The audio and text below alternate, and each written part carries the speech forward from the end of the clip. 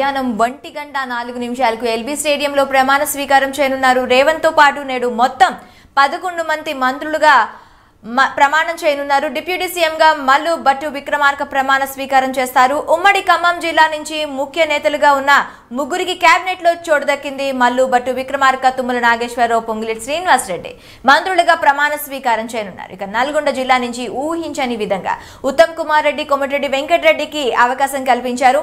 వీరితో పాటు ఉమ్మడి వరంగల్ జిల్లా నుంచి సీతక్క, కొండా సురేఖ, ఉమ్మడి కరీంనగర్ నుంచి దుద్దిల్ల శ్రీధర్ బాబు, పొన్నం ప్రభాకర్, ఉమ్మడి నిజామాబాద్ నుంచి సుదర్శన్ రెడ్డి, మెదక్ జిల్లా నుంచి దామోదర్ రాజా నరసింహ కేబినెట్ లో చోటు దక్కించుకున్నారు. కాబోయే మంత్రుల వివరాలను రాజ్భవన్ కు తెలిపారు రేవంత్ రెడ్డి. మంత్రివర్గ జాబితాలో ఉన్న వారికి రేవంత్ రెడ్డి మాణిక్రావు ఠాకరే స్వయంగా ఫోన్ చేసి ఆహ్వానించినట్లుగా తెలుస్తోంది.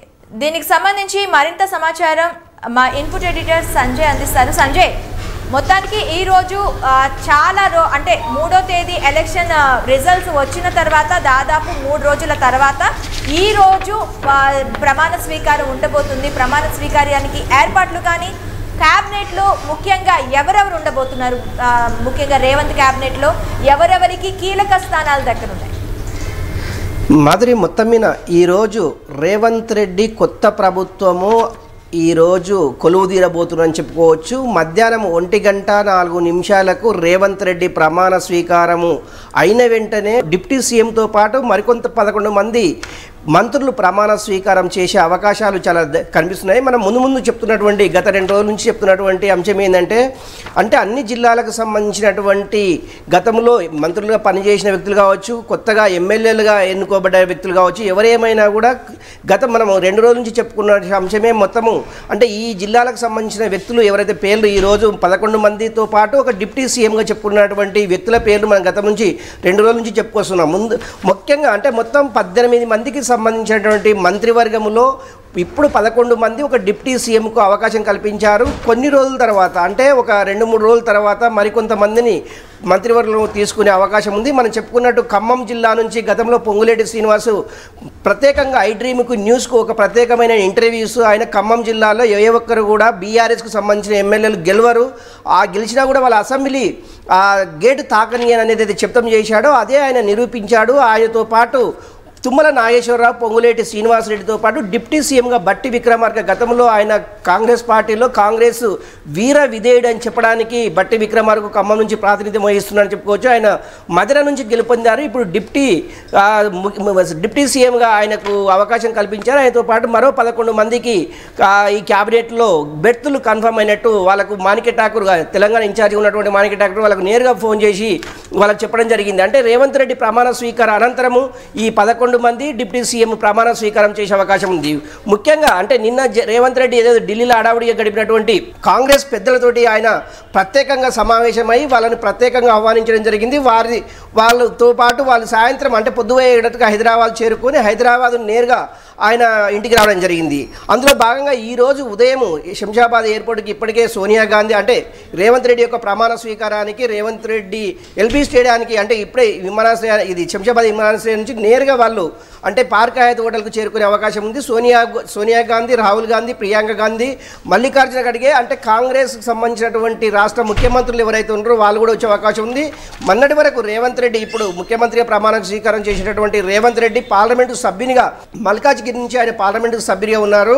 ఆయన పార్లమెంటులో ఉన్నటువంటి ఆయన సహచరులు ఎవరైతే ఉన్నారో కాంగ్రెస్ పార్టీ కావచ్చు, ఇతరతర పార్టీలకు సంబంధించినటువంటి పార్లమెంటు సభ్యులను అందరినీ ఈ యొక్క ప్రమాణ స్వీకారానికి ఆయన నేరుగా ఆహ్వానించడం జరిగింది. మొత్తం మీద ఈ రోజు జరిగేటటువంటి రేవంత్ రెడ్డి ప్రమాణ స్వీకారము నా భూతో నా భవిష్యత్ అనే విధంగా ఎల్బీ స్టేడియాన్ని తీర్చిదిద్దారని చెప్పుకోవచ్చు. అక్కడ ఇప్పటికే ట్రాఫిక్ ఆంక్షలు నెలకొల్పారు. ఎల్బీ స్టేడియం వైపు వచ్చేటటువంటి ట్రాఫిక్ ఏదైతే రూట్స్ మార్చేసేసి ఇక్కడ ఉన్నటువంటి భద్రత ఏర్పాట్ల రీత్యా కావచ్చు, ట్రాఫిక్ ఆంక్షలు కావచ్చు, రకరకాల ఇష్యూతోటి పోలీసు అయితే గట్టి బందోబస్తు అయితే ఏర్పాటు చెప్పుకోవచ్చు. ముఖ్యంగా ఎల్బీ స్టేడియం 3 అంచెల భద్రతని ఏర్పాటు చేశారు. ఎందుకంటే వీవీఐపీలు వచ్చే అవకాశం ఉంది కనుక 3 అంచెల భద్రతని ఏర్పాటు చేశారు. ఈ 3 అంచెల భద్రతతో పాటు ఎల్బీ స్టేడియంలో కూర్చునేటటువంటి ఏర్పాట్లను కూడా A category, B category, C category category means ఏంటంటే కొద్దిగా వీవీఐపీలు ఏ బ్లాకు, అంటే కొద్దిగా ఉన్నటువంటి వాళ్ళు బి బ్లాక్, అదేవిధంగా సి బ్లాక్, ఇట్లా 3 విభాగాలుగా విభజించేసి అక్కడ భద్రతకు సంబంధించినటువంటి ఏర్పాట్లు కట్టుదిట్టం చేశారు. ఇప్పటికే డీజీపీ అదేవిధంగా సిఎస్ శాంతకుమారి వీళ్ళందరూ ఎల్బీ స్టేడియంలో ఉదయం నుంచి పర్యవేక్షిస్తున్నారని చెప్పుకోవచ్చు. ఎందుకంటే వచ్చేటటువంటి విఐపీలకు ఎలాంటి ఇబ్బందులు కలగకుండా వారికి సరైన సౌకర్యాలు కల్పించే విధంగా రాష్ట్ర ప్రభుత్వం తరపున సిఎస్ కానివ్వండి, డీజీపీగా ఉన్నటువంటి రవిగుప్తా కావచ్చు, వీళ్ళు అంటే దగ్గరుండేసి అంటే వచ్చేటటువంటి విఐపీలను నేరుగా వాళ్ళతో పలకరిస్తూ వాళ్ళకు కావాల్సినటువంటి ఏర్పాట్లు చేస్తుందని చెప్పుకోవచ్చు. ఇప్పుడు మంత్రివర్గంలో ఎవరెవరికి చోటు దక్కిందనేది మనం గతంలో చెప్పుకున్నట్టు మంత్రివర్గంలో ఉన్నటువంటి మొత్తం రేవంత్ రెడ్డితో పాటు మొత్తం 12 మంది, ఒక డిప్యూటీ సీఎం 11 మంది మంత్రులు ప్రమాణ స్వీకారం చేసే అవకాశం ఉంది. వాళ్ళకు కూడా ఫోన్లు నేరుగా వెళ్ళాయి. వాళ్ళు ఎల్బీ స్టేడియంకి రావాలి, ప్రమాణ స్వీకారం చేయాలి అనేసి వాళ్ళకు కూడా నేరుగా ఫోన్ వెళ్ళడం జరిగింది. ఎవరెవరు మంత్రివర్గంలో కీలకంగా చోటు దక్కించుకొని ఉన్నారు? 11 మంది మంత్రులు ప్రమాణ స్వీకారం చేస్తారు అని అంటున్నారు. సో ఈ 11 మందిలో ఎవరెవరు కీలక స్థానాల్లో ఉండబోతున్నారు? ఒకటి అంటే మాధురి, ఇప్పుడు అంటే ఈ 11 మందితో పాటు ఒక డిప్యూటీ సీఎంగా ప్రకటించినటువంటి కేంద్ర కాంగ్రెస్ నాది జాతీయ నాయకత్వము వీళ్ళకి ఇంకా బెర్తులు కన్ఫర్మ్ చేయలేదు. అంటే ప్రమాణ స్వీకారం చేసిన అనంతరము వీళ్ళకి ఏ శాఖలను కేటాయించాలి, ఎవరెవరు గతంలో ఉత్తమ్ కుమార్ రెడ్డి కావచ్చు, అదేవిధంగా బట్టి విక్రమార్ కావచ్చు, కొంతమంది ఇంతకుముందుకు వైఎస్ రాజశేఖర రెడ్డి గవర్నమెంట్లో వీళ్ళు కాంగ్రెస్లో మంత్రులుగా వ్యవహరించిన తీరైతే అది చేసిన అనుభవం అయితే ఉంది. అంటే వీరికి ఎలాంటి పదవులు కట్టబెట్టాలి, అదేవిధంగా దుద్దిల శ్రీధరబాబు కావచ్చు, ఇట్లా చాలామంది అంటే ఒక 3-4 గతంలో కాంగ్రెస్ ప్రభుత్వంలో మంత్రులుగా పనిచేసిన వ్యక్తులు అయితే ఇప్పుడు ఈరోజు క్యాబినెట్లో బెర్త్ కన్ఫర్మ్ అయిందని చెప్పుకోవచ్చు.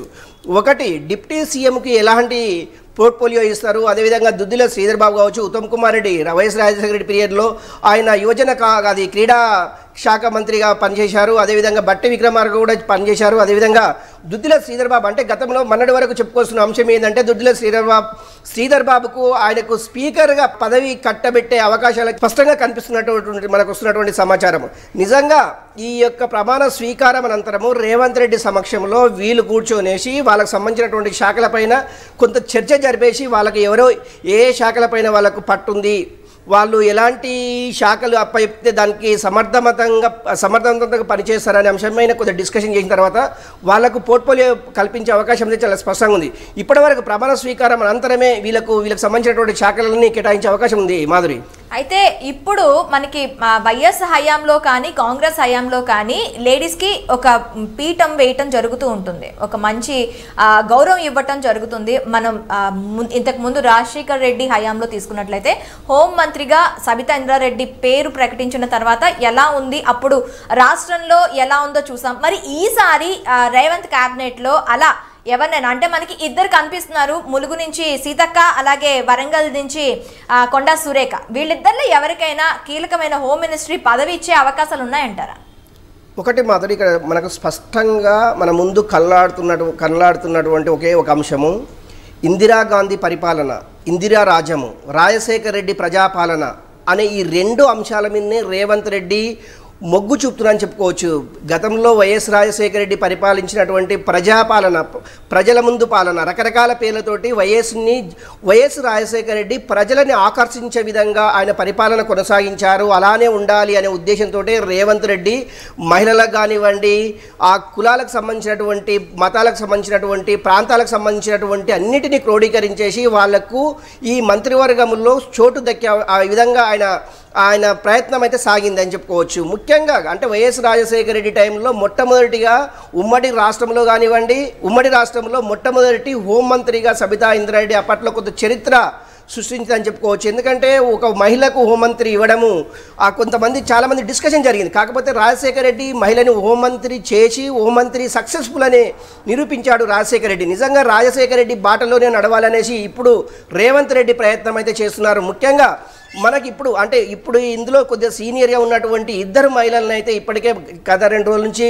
ఈ యొక్క చర్చ అయితే జరుగుతుంది. ఒకటి ములుగు నుంచి ప్రాతినిధ్యం వహిస్తున్నటువంటి సీతక్క, అదేవిధంగా వరంగల్ వెస్ట్ నుంచి ప్రాతినిధ్యం వహిస్తున్నటువంటి కొండ సురేఖ గతంలో వైఎస్ టైంలో ఆమె మంత్రిగా పనిచేసిన అనుభవం ఉంది. కాకపోతే ఒకటి ఇక్కడ ఏంటంటే అంటే ఎవరైతే రేవంత్ రెడ్డికి వీర విధేయులో ఉన్నటువంటి ములుగు నుంచి ప్రాతినిధ్యం వహిస్తున్నటువంటి సీతక్కకు హోమ్ మినిస్టర్ ఇచ్చే అవకాశం అయితే చాలా స్పష్టంగా ఉంది. ఎందుకంటే ఆమె గతంలో కూడా 2-3 2-3 సార్లు ఆమె కొంత ఆమె యొక్క సంతోషాన్ని వెలిపుచ్చింది. హోమ్ మినిస్టర్ చేయడానికి కూడా నేను వెనుకాడను, హోమ్ మినిస్టర్ని ఏ శాఖ ఇచ్చినా కూడా సమర్థవంతంగా నిర్వహిస్తాను అనేసి ఆమె స్పష్టం చేశారు. నిజంగా రేపు ఈరోజు ప్రమాణ స్వీకారం అనంతరము వీళ్లకు ఎలాంటి శాఖలు కేటాయిస్తారు అనే దాని మీద అయితే కొంత ఉత్కంఠ అయితే నెలకొందని చెప్పుకోవచ్చు.